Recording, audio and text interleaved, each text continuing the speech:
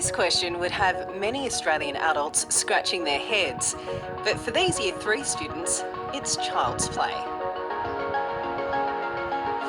Ready, set, go.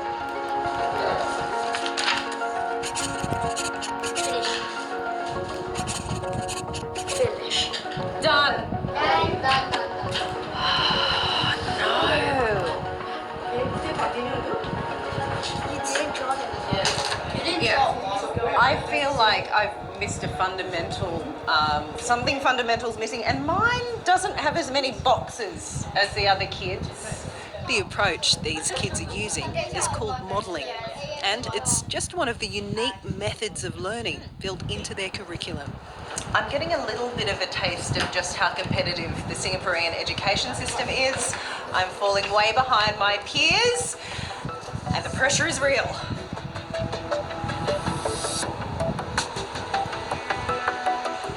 I'm here to find out exactly what it is about the Singaporean school system and the culture that generates such smart kids.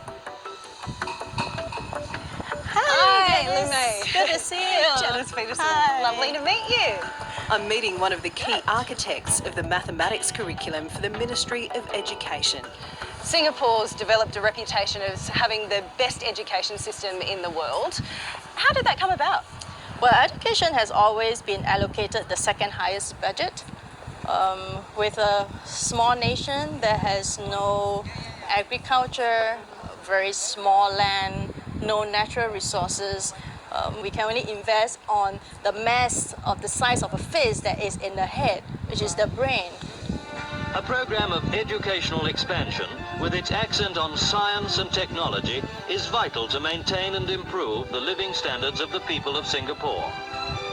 Founding father Lee Kuan Yew transformed the country from poverty to prosperity in a single generation by focusing on its human resources. Lou May says the government has always invested heavily in education. Right from decolonization days in the 60s, we need to build people with skills who can work in the factories, who can work in the offices, and a large part of investment has been put into education. It's always been about long-term social and economic planning.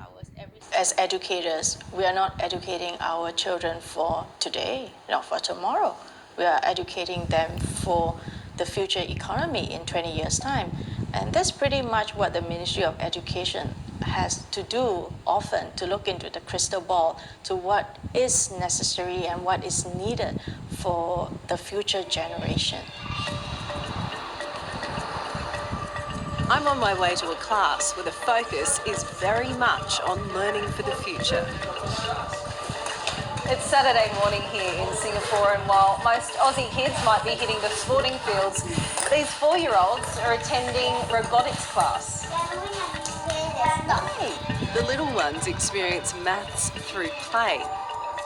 It selects either this area or this area. But the older kids are here expanding their maths comprehension in preparation for the big national exam that takes place at the end of Year 6, called the PSLEs.